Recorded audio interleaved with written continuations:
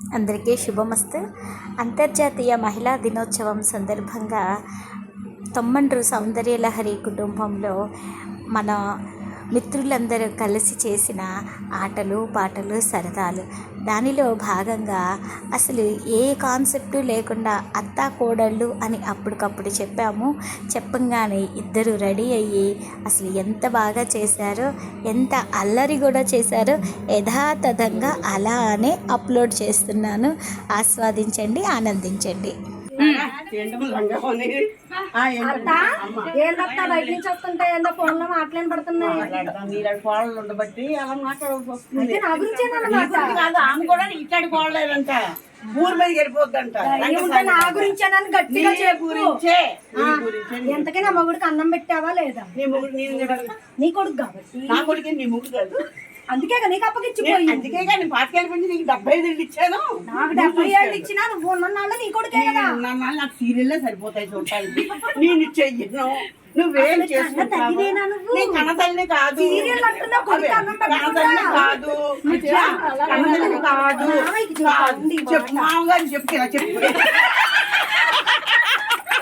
కోడలంటే ప్రేమ లేదు, భర్త అంటే భయం లేదు, కొడుకంటే అసలు గౌరవే లేదు. ఏం చేస్తాం?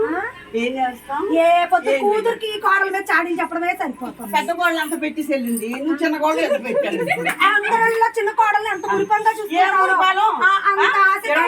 అమ్మ నెలలో 30 కిట్టీలు, 29 కిట్టీలు అయితే ఇంట్లో ఒక రోజు ఉండేది.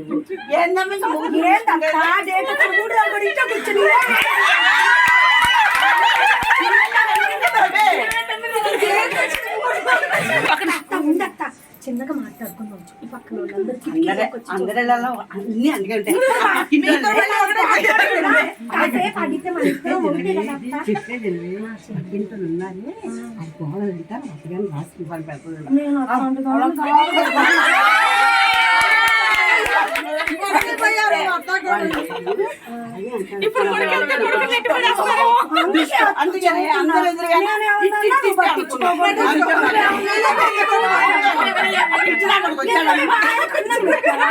పిచ్చినా కొడుకు వచ్చాడమ్మా.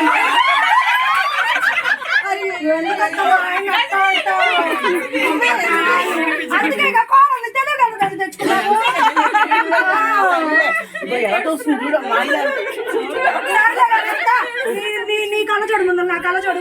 బాగా వదిలే పెట్టుకోకపోతే అని పెట్టుకున్న తీయత్త బాగా లేదు.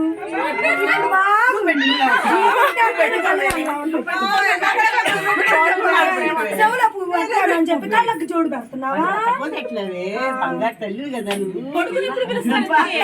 ఇదంతా మనసులో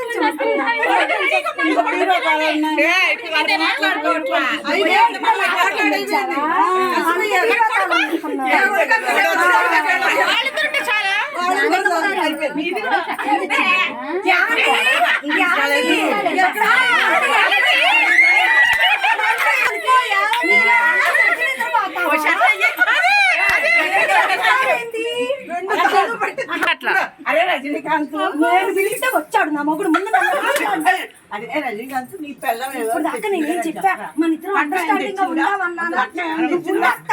మొగుడు మాట్లాడాలి, చెప్తున్నాను కదా.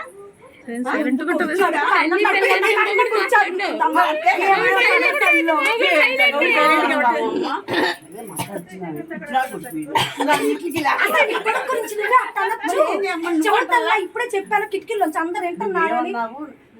అసలు నేను బయటికి పోయి నా మొగుడు గురించి అంత గొప్పలు చదువుతాను. నువ్వేమో నా కొడుకు ఏది అవును మీరు చెప్పండి. నేను అసలు ఏమన్నా అన్నాను మిమ్మల్ని? ఏదో ఏదో కోపం వచ్చినప్పుడు